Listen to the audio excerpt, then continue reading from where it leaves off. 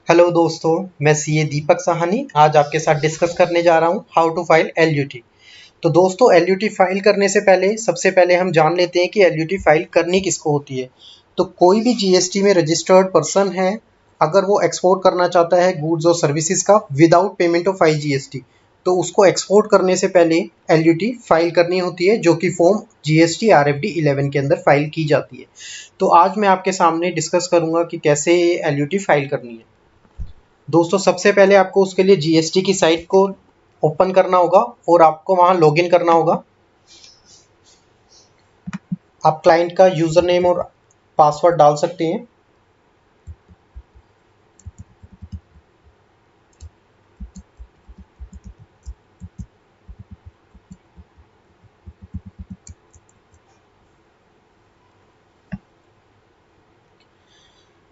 तो दोस्तों, लॉगिन करने के बाद आपके सामने डैशबोर्ड आएगा, जिसके अंदर आपको सर्विस टैब पे क्लिक करना होगा।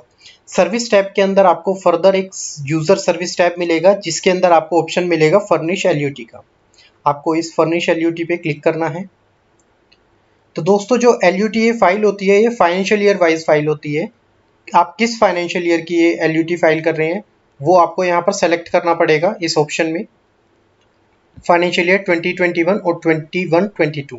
तो मेरे केस के अंदर मेरे को ये 2021 के लिए फाइल करनी है। मैंने सेलेक्ट कर लिया। देन आप यहाँ देख सकते हैं कि डॉक्यूमेंट अपलोड करने के लिए कह रहा है। अगर आपने इससे पहले कभी एलयूटी फाइल की है तो उस केस के अंदर आप यहाँ पर वो अपलोड कर सकते हैं, लेकिन ये कोई मैंडेटरी ऑप्शन नहीं है। अगर आप अपलोड करना चाहते हैं तो आपको ध्यान रखना होगा कि पीडीएफ या जेपीईजी फाइल के अंदर ही वो अलाउड है अपलोड करना। और जो आपकी फाइल का मैक्सिमम साइज हो सकता है वो 2 MBPS तक 2 MB का हो सकता है। आप यहाँ देख सकते हैं कि एलयूटी फाइल करने के साथ साथ आपको एक डिक्लेरेशन फाइल करनी होती है, अंडरटेकिंग देनी होती है, जो आपको यहाँ 3 अंडरटेकिंग देख रहे हैं आप। सबसे पहले अंडरटेकिंग है टू एक्सपोर्ट द गुड्स और services without payment of integrated tax with in the time specified under rule 96A सब रूल 1।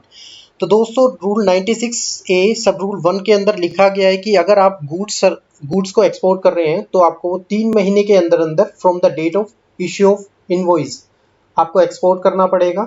और अगर वो सर्विसेज है तो उस केस के अंदर आपको 1 साल के अंदर अंदर from the date of issue of invoice for export आपको कन्वर्टेबल फॉरेन एक्सचेंज या फिर इंडियन रुपीस, जहां पर परमिटेड है बाय आरबीआई, रिसीव करने पड़ेंगे with respect to such services in India.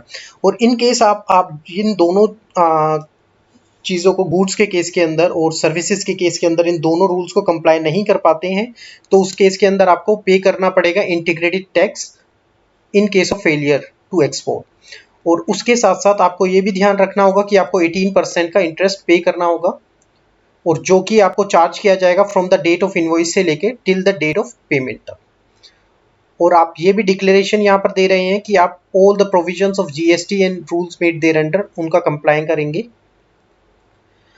दोस्तों, इसके बाद आपको बता दूं कि आपको यहाँ 2 विटनेस सबमिट करने होते हैं, 2 विटनेस देने होंगे, जिनका आप नाम, ऑक्यूपेशन और उसका एड्रेस यहाँ पर सबमिट करेंगे।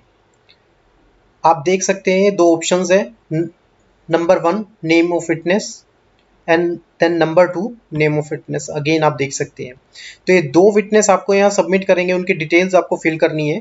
Then place of filing LUT, in case मेरा दिल्ली का है तो मैं न्यू दिल्ली यहाँ पर लिखूंगा।